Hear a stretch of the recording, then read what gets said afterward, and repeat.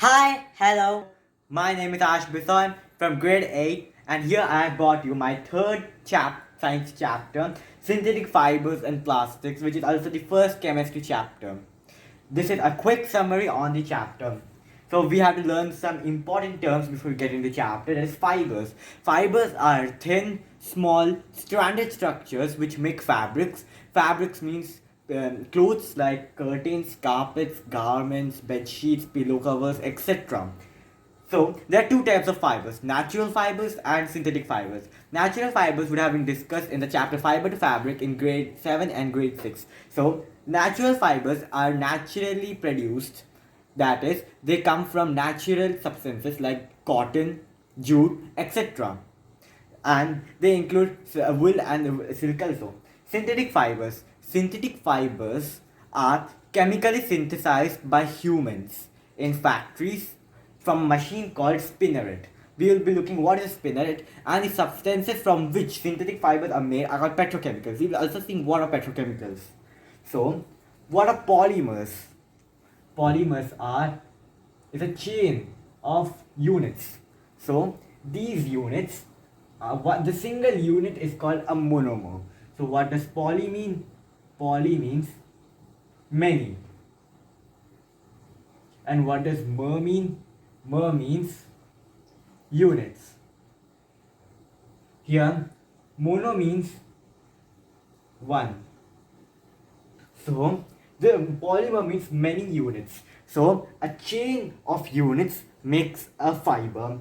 It's not necessary to be a synthetic fiber. It can be natural and synthetic fiber. And a monomer makes a polymer. And the polymer describes or defines the type of synthetic fiber we are going to be talking about. Okay. So now we'll be looking on to the types of synthetic fibers. So now we'll be looking at types of synthetic fibers. In the textbook, there are four types of synthetic fibers: rayon, nylon, acrylic, and polyester. Now I'll be telling about rayon and nylon. So what is rayon? Rayon? Rayon was the first ever fiber to be synthesized, but it was not a fully synthesized fiber. It's a semi-synthesized fiber. It's a semi.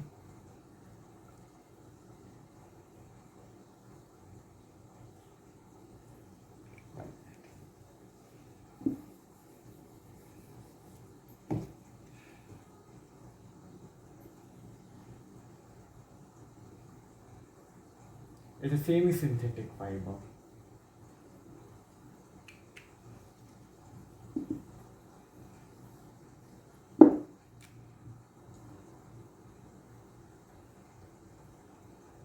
Yes, it's a semi-synthetic fiber. It was made from wood pulp. Wood pulp. So from wood pulp, the wood pulp has cellulose. Cellulose is a type of polymer whose monomer is glucose. So cellulose is a natural polymer. That's why rayon is produced from a natural substance, but is man-made. It's humanly made. It's converted into a fiber by humans. That's why it's a semi-synthetic fiber.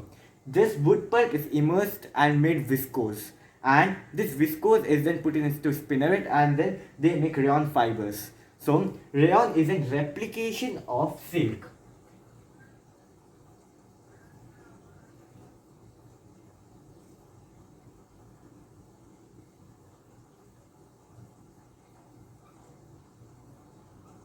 So it's a replication of silk. Rayon gives the shine and the all the qualities of a silk. That's why it has replaced silk in many of the products. So silk is a naturally obtained fiber, and that's why silk is very expensive. But rayon is a chemically synthesized fiber. That's why it's cheap, and it also has replaced silk in many areas. Now we'll be looking into nylon.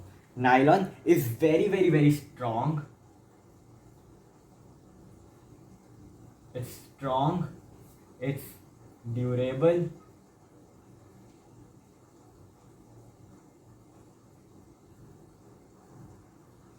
a nylon is more stronger than a steel wire also. That's why nylon is used in rock climbing. It's used in terrace climbing. It's used in parachutes. It's used in socks, then pillow covers, etc.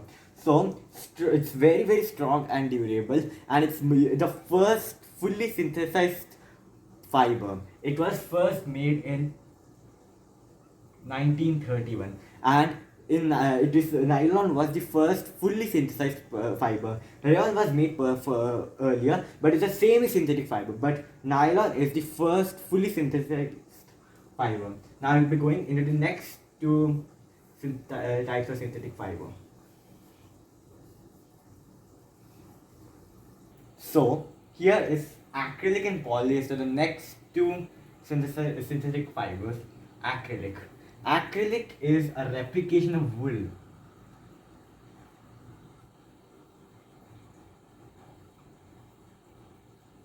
It's a replication of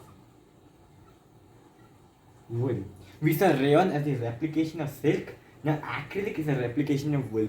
Wool is also an animal fiber, that's a natural fiber, and it's very expensive, and it's used widely in making sweaters, gloves, woolen clothes. So acrylic has replaced wool in every product. Now acrylic is being used in making jackets, sweaters, gloves, and all woolen clothes.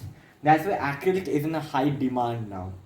Acrylic also has all the characteristics of what wool has.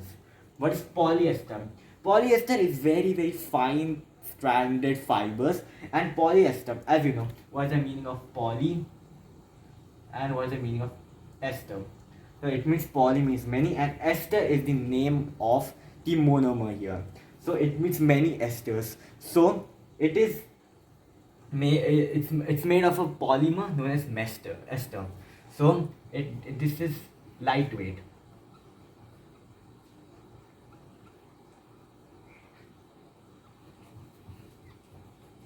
The main thing is that it's very lightweight, and another main characteristic is it is very easy in drying and washing. That is, it's ready for use at any time.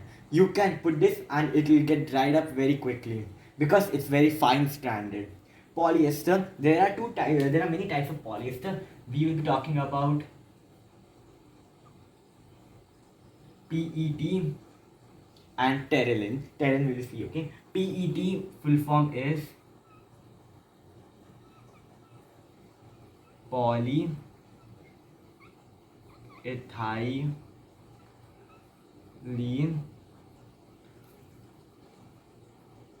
terephthalate. It's known as polyethylene terephthalate. This PET is used in making jars and bottles, and it's a very common type of PET. Now we'll be looking into terylene. So now the other type of polyester is terylene. The specialty of terylene is that it is a very fine stranded. It is very small and very fine. So terylene is used in making various types of bed sheets, pillow covers, socks, etc. Now we will be going and seeing what are blended fibers. What are blended fibers? So blended fibers basically means that we combine two types of fibers to make a mixture, so that both of the characteristics of both the fibers come and it becomes a more better fiber. Some examples are rayon plus cotton. Rayon plus cotton. This is used in bed sheets.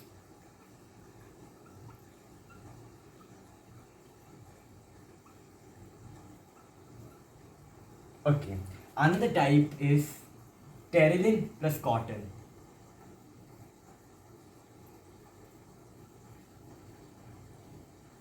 Terylene plus cotton. This is known as terrycot.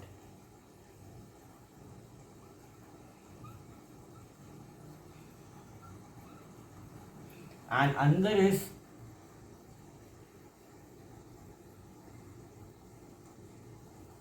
Pterilin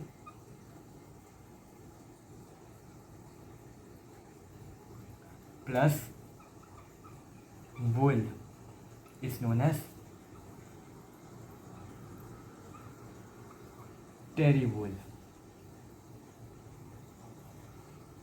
So these are the three types of blended fibers given in our textbook.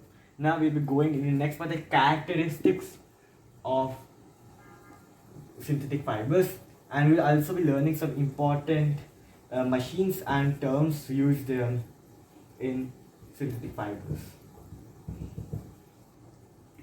Petrochemicals. What are petrochemicals? I told you that some substances are made synthetically to make synthetic fibers. So petrochemicals are the substance which are used to make synthetic fibers. They are coal, petroleum, natural gas, etc. And they come from the origin of petroleum, and they are produced during petroleum refining. They are the origin of petroleum, and they are used in making synthetic fibers. What is spinneret? Spinneret is a machine which produces the stranded structure of fibers. So once they are made, like how rayon is made into viscose or any petrochemicals having synthetically produced, then they are put into spinneret, and the spinneret machine makes synthetic fibers. Now we are going to characteristics of synthetic fibers.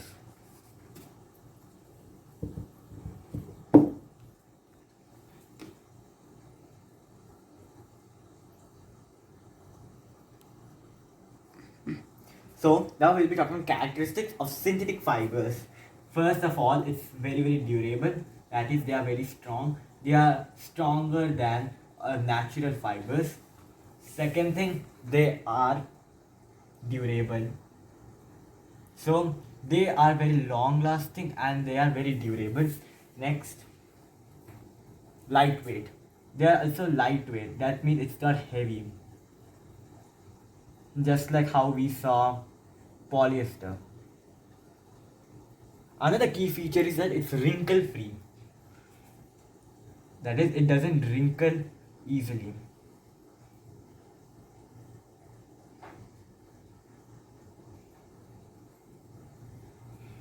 Okay.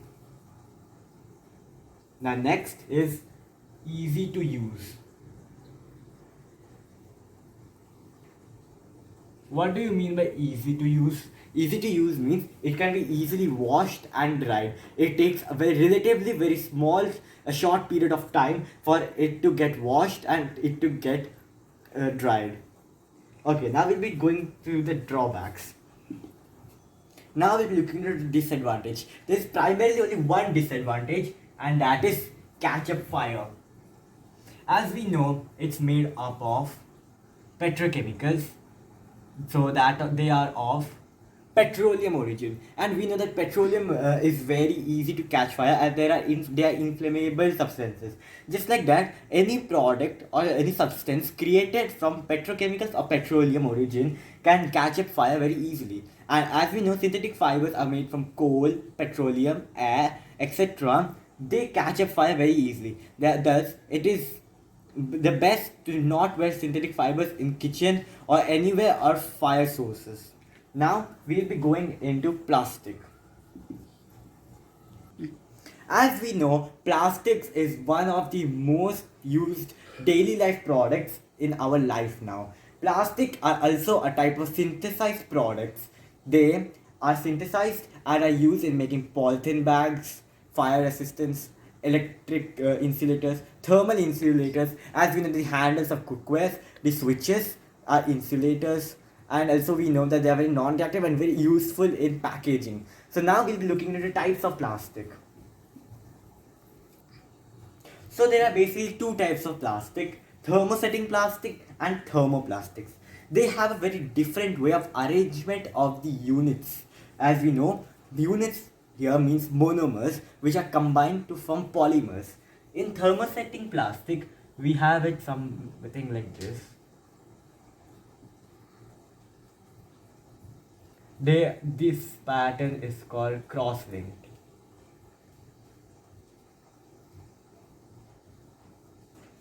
This is called cross-linked.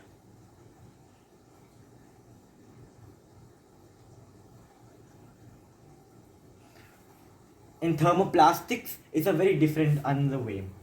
In thermoplastics, it is a linear way of arrangement, that it is called linear.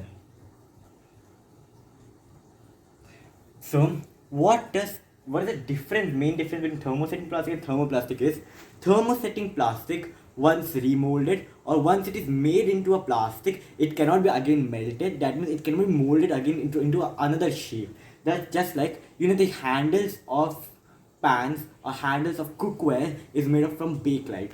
So you cannot melt that bakelite again. That's why it is used, so the heat cannot melt it. But thermoplastics can melt once heat is reached till them. That's the main difference. Now we'll be seeing some examples of thermosetting plastic. First one is bakelite, as I told.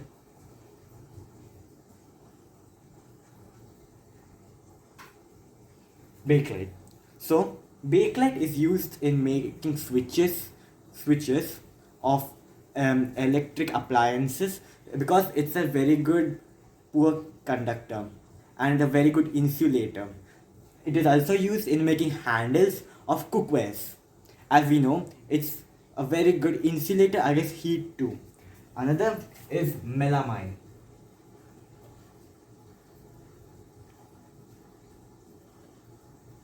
Melamine is a fire resistant substance. It is used in making overalls of firemen or people working in industries of fire ignition and of fire origin. So they use melamine, which is a substance, and in the overall, which protects them from any type of fire causes, and this resists against the catching up of fire. Okay, now we'll be seeing some examples of thermoplastics.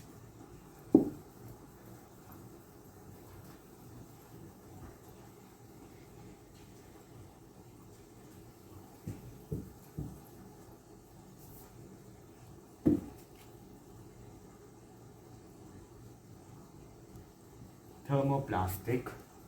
So, first example is polythene.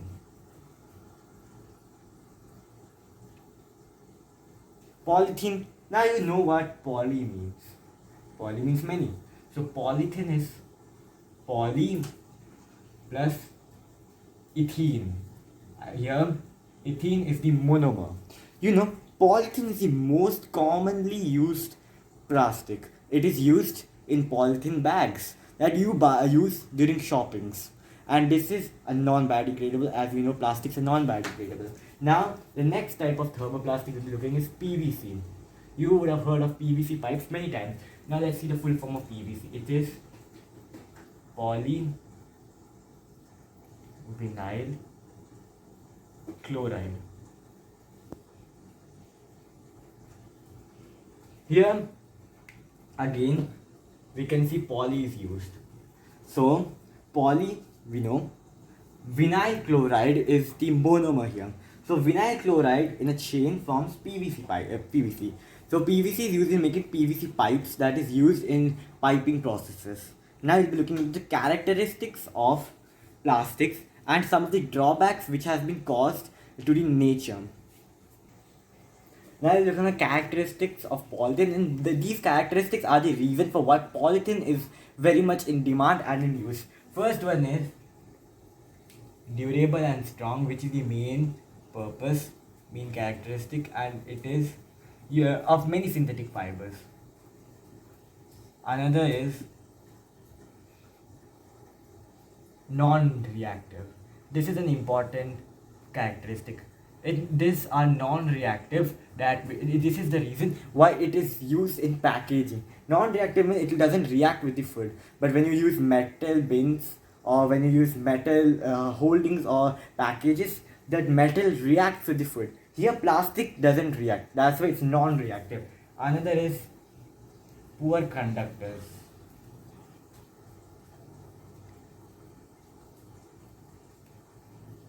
They are poor conductors of heat and electricity. That is, they are insulators of heat and electricity. That is, heat cannot pass through them. And I told you many examples how bakelite is used in making insulators of switches, and even is used in handles because it resists electricity and heat.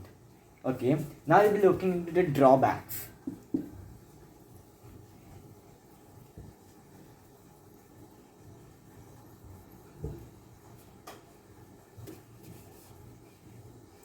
Drawbacks or how plastic has affected our environment.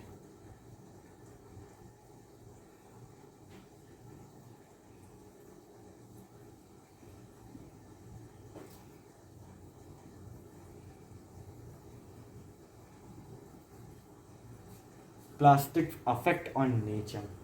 We know that there are two types of substances in it on the basis of decomposition. What is decomposition? Decomposting or the degradation of substances by microbes so that the nutrients can be used for other purposes is known as decomposition.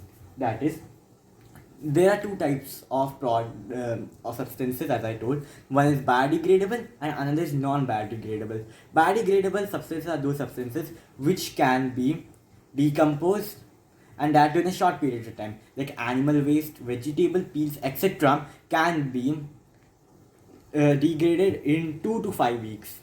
Or some other natural wastes are also degradable and it takes some months.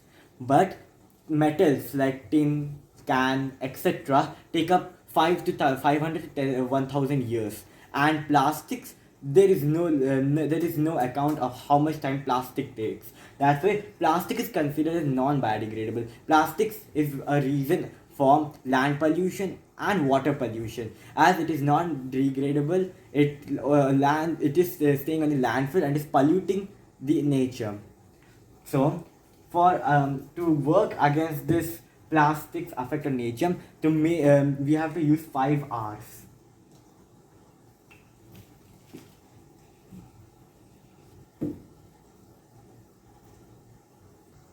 So the 5 R's principle is very much useful and it should be followed by every citizen to save the nature from the ill effects of plastics. So what are the 5 R's? Refuse, reduce, reuse, repurpose,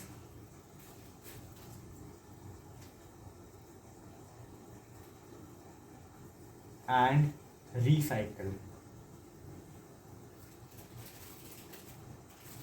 So refuse means you should refuse the use of plastic and it should be repurposed. Repurpose means you should reuse it. So plastic should be refused from use and it should be also reduced from the use. Instead, we should use jute bags or any other natural fibers bags for the work of what plastic polythene bags did.